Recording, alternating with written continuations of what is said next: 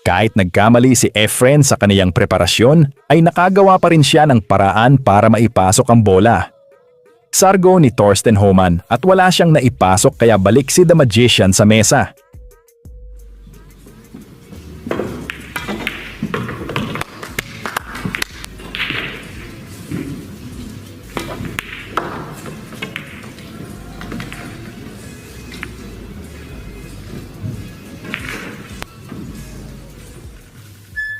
Naipasok ni Efren ang 4 ball, ngunit tinamaan niya ang 5 ball at dumikit sa side cushion at wala siyang magandang tira dito dahil nakaharang ang 8 ball.